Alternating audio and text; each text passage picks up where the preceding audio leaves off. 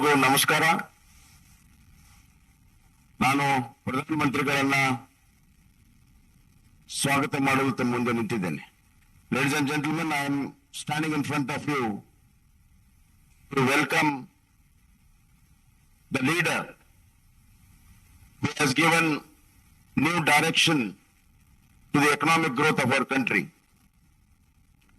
His slogan of Make in India has changed the entire economic scenario. His Atmanirbhar Bharat, then Sabka Saath, Sabka Vikas, and ultimately the New India concept. Hereby, I welcome Honorable beloved Prime Minister Narendra Modi ji, Invest Karnataka 2022, with warm greetings, and I request him to bless us.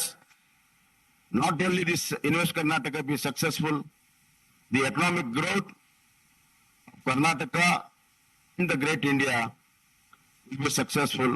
I once again welcome a global leader to this investor meet. Thank you.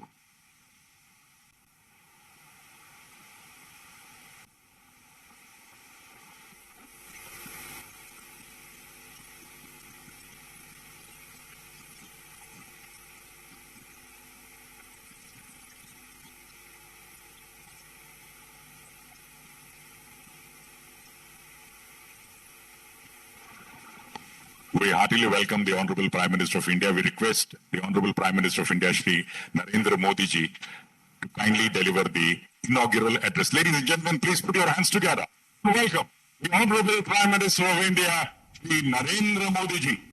ಬಂಧುಗಳೇ, ಮಾನನೀಯ ಪ್ರಧಾನಮಂತ್ರಿಗಳು ಶ್ರೀ ನರೇಂದ್ರ ಮೋದಿಜಿ ಅವರ ಉದ್ಘಾಟನಾ ನುಡಿಗಳು. नमस्कार. Global investors meet में दुनिया के कोने कोने से आए सभी साथियों, वेलकम टू इंडिया,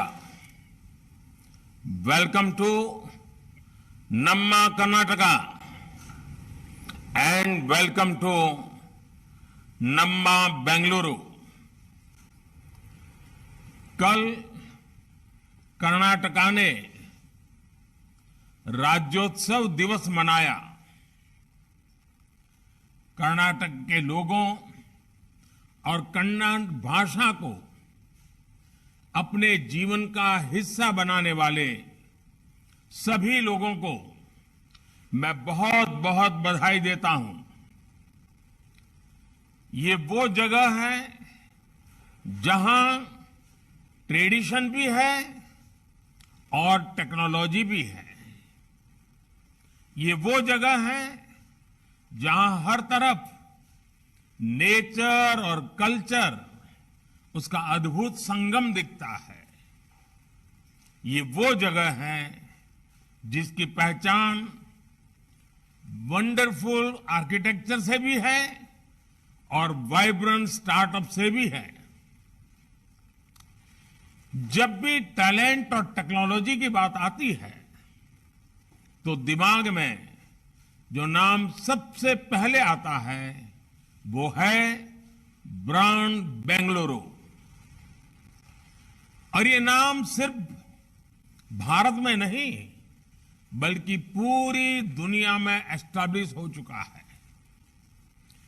कर्नाटका की ये धरती सबसे खूबसूरत नेचुरल हॉटस्पॉट्स के लिए जानी जाती है.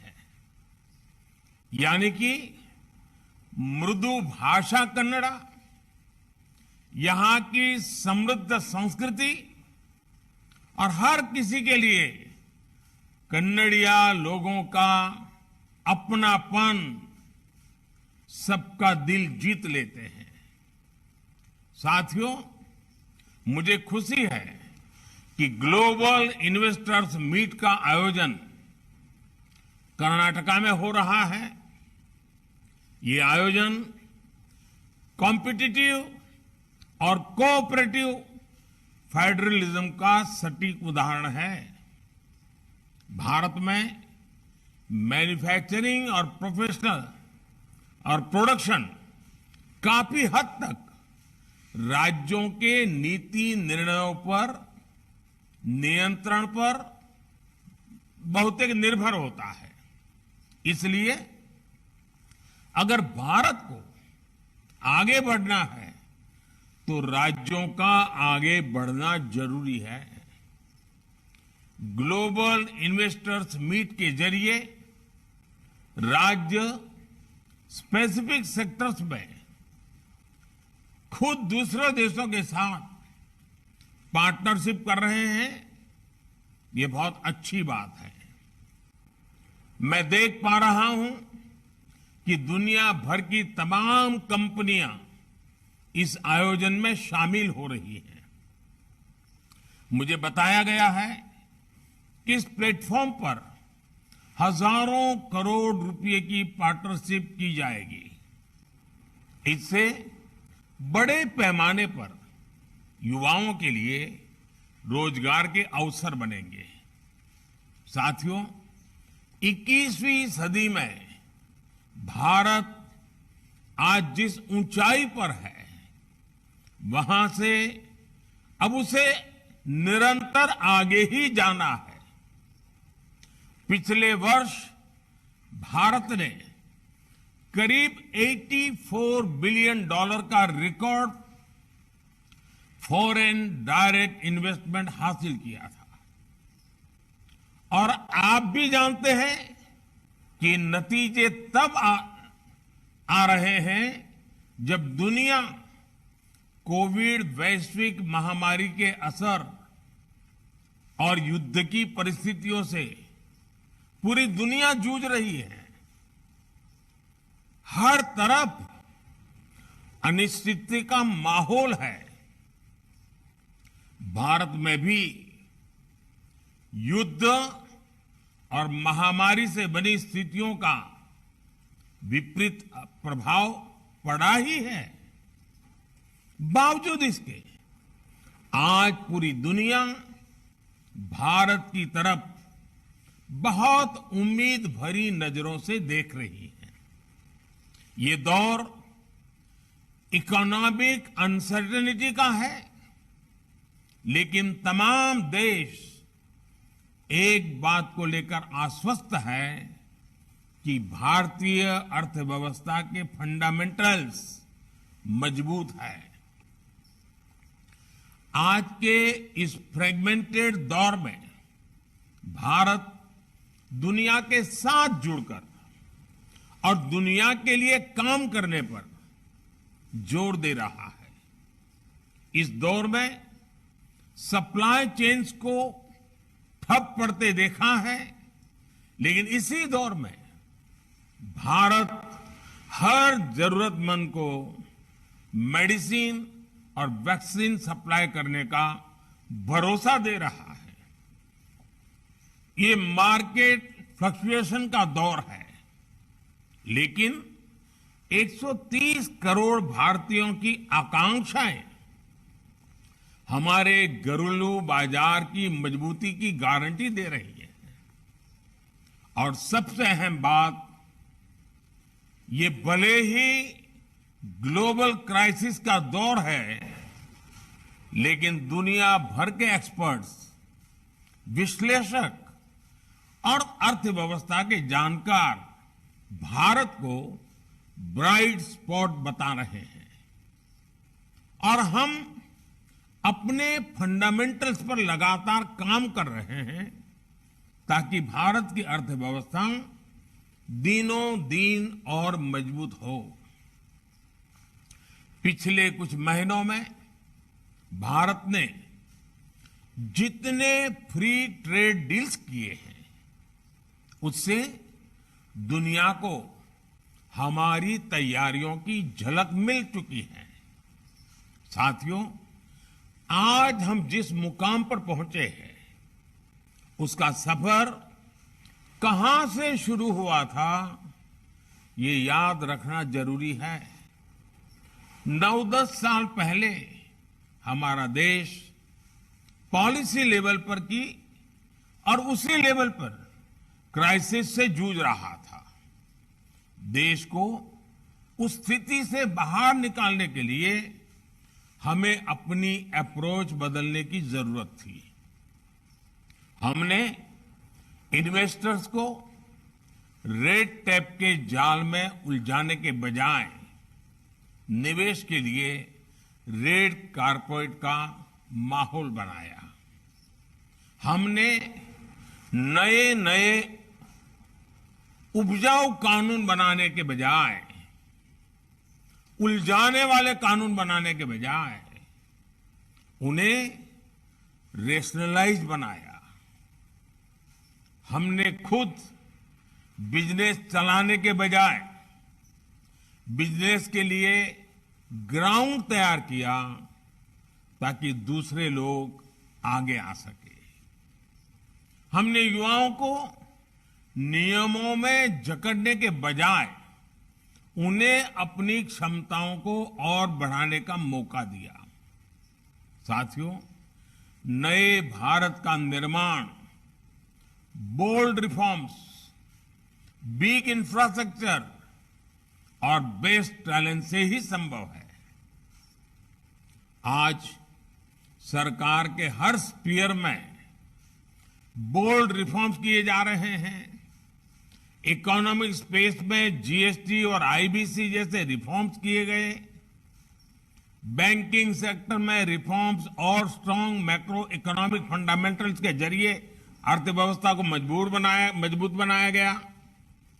इसी तरह यूपीआई जैसे कदमों के जरिए देश में डिजिटल रिवॉल्यूशन लाने की तैयारी की गई। हमने 1500 से ज्यादा आउटडेटेड कानूनों को खत्म किया। करीब 40,000 गैर जरूरी कंप्लायंसेस को रद्द कर दिया। ये हमने अनेकों प्रावधानों को डीक्रिमिनलाइज भी किया। हमने कॉरपोरेट टैक्स की दरों को कम करने जैसे कदम उठाए हैं। साथ ही फेसलेस असेसमेंट जैसे सुधारों से ट्रांसपेरेंसी भी बढ़ाई है। भारत में एफडीआई के लिए नए सेक्टरों के दरवाजे खोले गए हैं। भारत में ड्रोन्स, जियो स्पेशल सेक्टर, स्पेस सेक्टर और यहां तक कि डिफेंस सेक्टर में इन्वेस्टमेंट्स को अभूतपूर्व बढ़ावा दिया जा रहा है। साथियों, रिफॉर्म्स के साथ साथ इंफ्रास्ट्रक्चर के क्षेत्र में भी भारत बहुत तेजी के साथ आगे बढ़ रहा है। आधुनिक इंफ्रास्ट्रक्चर के लिए भारत पहले से कहीं ज्यादा स्पीड के साथ और बड़े स्केल पर काम कर रहा है। आप एयरपोर्ट्स का उदाहरण ले सकते हैं। पिछले 8 वर्षों में ऑपरेशनल एयरपोर्ट्स की संख्या दोगुनी हो चुकी है। करीब 70 एयरपोर्ट से बढ़कर अब 140 से ज्यादा एयरपोर्ट से उड़ान भरने लगे हैं और अभी कई और नए एयरपोर्ट्स भारत में बन रहे हैं। इसी तरह मेट्रो ट्रेन का दायरा 5 शहरों से बढ़कर 20 शहरों तक फैल चुका है। हाल ही में लॉन्च की गई नेशनल लॉजिस्टिक पॉलिसी विकास की रफ्तार को बढ़ाने में और मदद करेगी। साथियों, मैं इन्वेस्टर्स का ध्यान विशेष तौर पर पीएम गति शक्ति नेशनल मास्टर प्लान की तरफ आकर्षित करना चाहता हूं।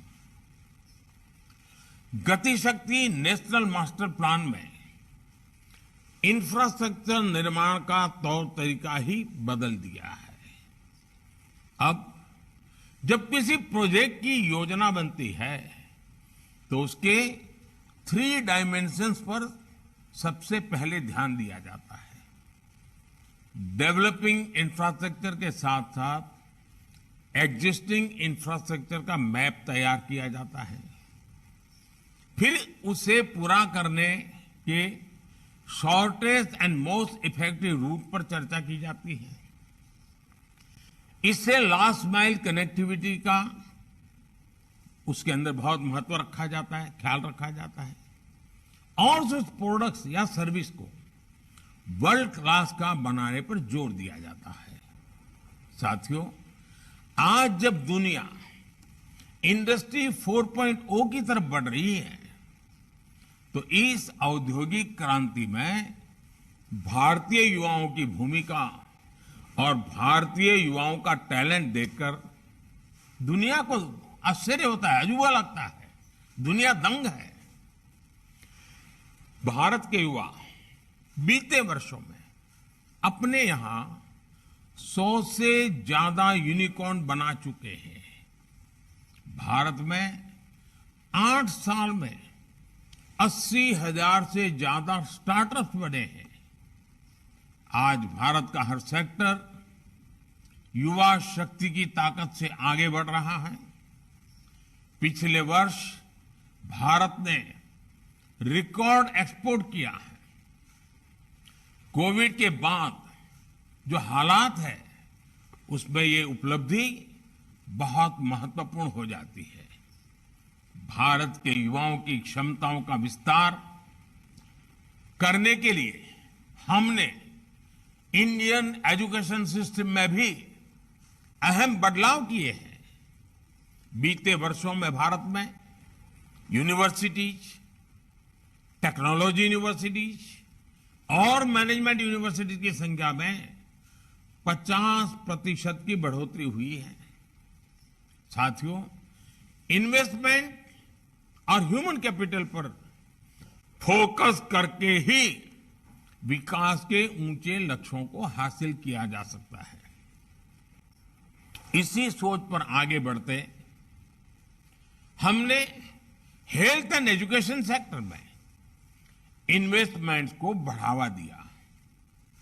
हमारा मकसद प्रोडक्टिविटी को बढ़ाना भी है और ह्यूमन कैपिटल को इंप्रूव करना भी है।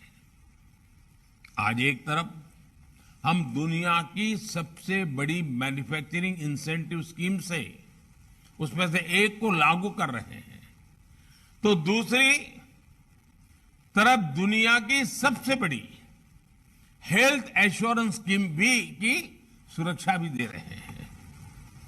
एक तरफ हमारे देश में एफडीआई में तेजी से बढ़ोतरी हो रही है, तो दूसरी तरफ मेडिकल कॉलेज और अस्पतालों की संख्या भी बढ़ रही है।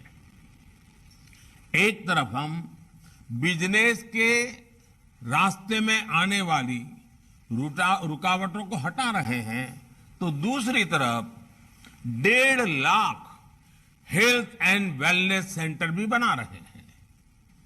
एक तरफ हम देश भर में हाईवे का जाल बिछा रहे हैं, तो दूसरी तरफ लोगों को टॉयलेट और पीने का साफ पानी मुहैया कराने के मिशन से भी जुटे हैं। एक तरफ हम फ्यूचरिस्टिक इंफ्रास्ट्रक्चर जैसे मेट्रो, एयरपोर्ट और रेलवे स्टेशन बनाने में जुटे हैं, तो दूसरी तरफ हम हजारों स्मार्ट स्कूल भी बना रहे हैं। साथियों, रिन्यूएबल एनर्जी के क्षेत्र में आज भारत ने जो मुकाम हासिल किया है, वो पूरी दुनिया के लिए मिसाल है। पिछले 8 वर्षों में देश की रिन्यूएबल एनर्जी की क्षमता 3 गुनी बढ़ी है और सोलर एनर्जी की क्षमता में 20 गुना बढ़ोतरी हुई है।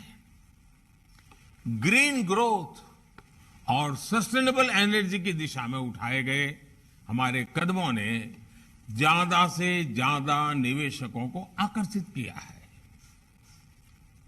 जो अपनी लागत का रिटर्न चाहते हैं और इस धरती के प्रति अपनी रिस्पॉन्सिबिलिटी भी निभाना चाहते हैं।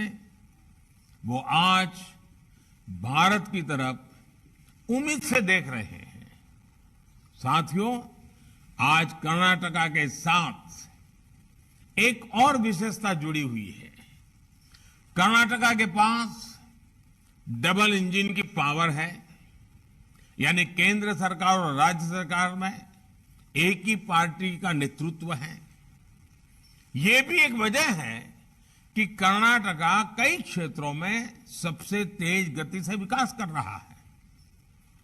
ईज ऑफ डूइंग बिजनेस में कर्नाटका लगातार टॉप रैंकर्स में अपनी जगह बनाए हुए है। यही वजह है कि एफडीआई के लिहाज में कर्नाटका का नाम टॉप राज्यों की लिस्ट में शामिल है। फॉर्च्यून 500 कंपनीज में से 400 कर्नाटका में ही है। भारत के 100+ यूनिकॉर्न में से 40 से ज्यादा कर्नाटका में ही है। कर्नाटका की गिनती आज दुनिया के लार्जेस्ट टेक्नोलॉजी क्लस्टर के तौर पर हो रही है।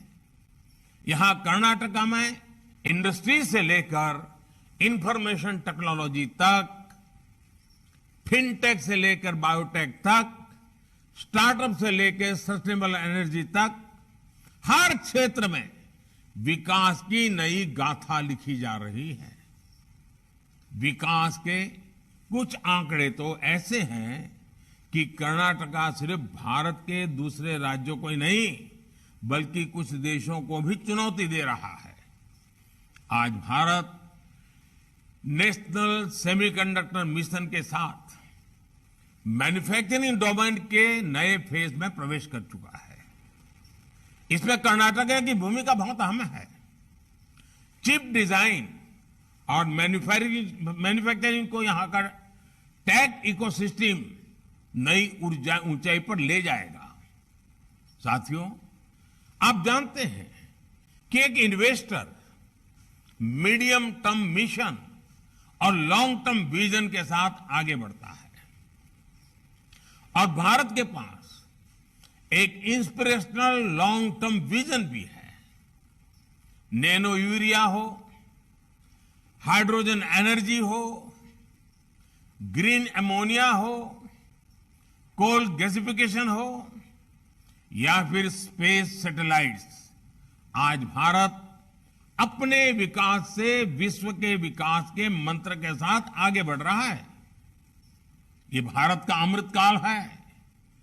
आजादी के अमृत महोत्सव पर देश की जनता नए भारत के निर्माण का संकल्प लेकर बढ़ रही है। इसमें और हमने 2047 तक विकसित भारत बनाने का लक्ष्य तय किया है। इसके लिए ये बहुत जरूरी है कि आपका इन्वेस्टमेंट और भारत का इंस्पिरेशन एक साथ जुड़ जाए, क्योंकि इंक्लूसिव, डेमोक्रेटिक और स्ट्रांग इंडिया का विकास दुनिया के विकास को गति देगा। और इसलिए हम चाहते हैं कि भारत में इन्वेस्टमेंट का मतलब है investment in inclusion, investment in democracy. Bharat में इन्वेस्टमेंट का मतलब है investment for the world. Bharat में इन्वेस्टमेंट का मतलब है investment for a better planet. Bharat में इन्वेस्टमेंट का मतलब है investment for a clean safer planet. आइए हम मिलकर करोड़ों करोड़ों लोगों का जीवन बदलने का लक्ष्य लेकर आगे बढ़े। इस आयोजन से जुड़ने वाले सभी लोगों को मेरी ओर से बहुत बहुत शुभकामनाएं हैं। कर्नाटका के मुख्यमंत्री, उनकी पूरी टीम, कर्नाटका सरकार और कर्नाटक के लोग के सभी भाइयों बहनों को भी हृदय से बहुत बहुत शुभकामनाएं देता हूं। बहुत बहुत धन्यवाद।